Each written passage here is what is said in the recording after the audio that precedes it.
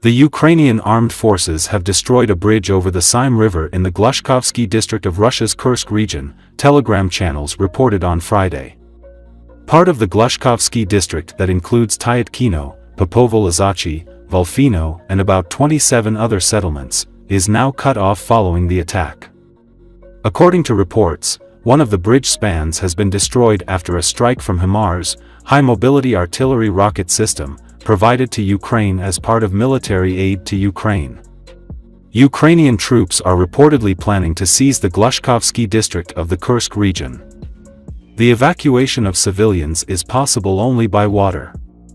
Roman Alikin, advisor to the acting governor of the Kursk region, has confirmed reports about the destruction of the bridge. It should be noted that in the Glushkovsky district of the region, logistic supplies for Russian troops are transported through the only road passing through this bridge.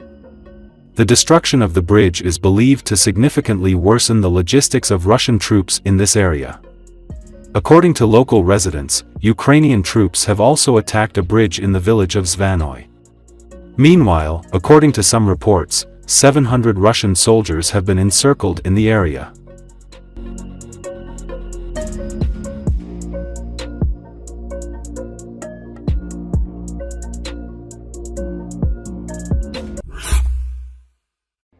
Russia is withdrawing some of its troops from Ukraine in response to the Ukrainian offensive in the Kursk region. The Wall Street Journal writes about this, citing sources among American officials. It is noted that these actions indicate that the Ukrainian armed forces' raid into the Kursk region has provoked a forced regrouping of Russian forces.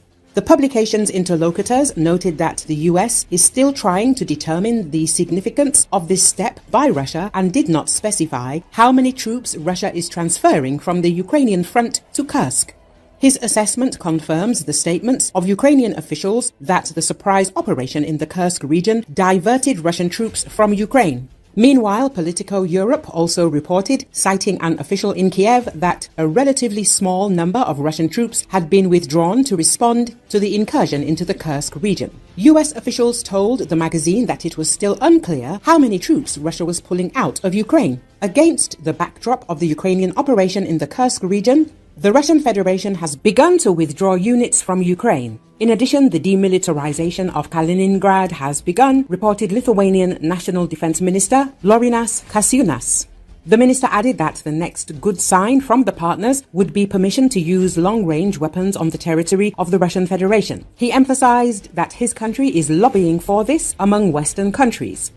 Earlier, the representative of the Ukrainian Operational Group of Troops, Tavria Dmytro Lykova, told that Russia withdrew a small part of the troops from the temporarily occupied regions of Zaporizhia and Kherson regions against the background of fighting in the Kursk region. Commander-in-Chief of the Armed Forces of Ukraine, Oleksandr Syrsky, reported to President Volodymyr Zelensky that 74 settlements in the Kursk region are now under Ukrainian control.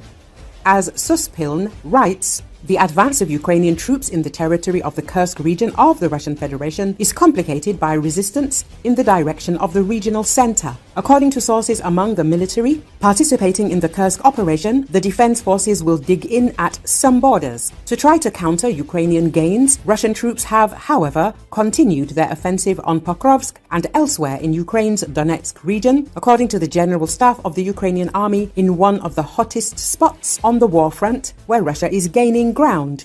As Ukraine captured territory, Russian commanders initially played down the assault, insisting the military had things under control. But more than a week later, Ukraine now controls at least 1,000 square kilometers of Russian territory.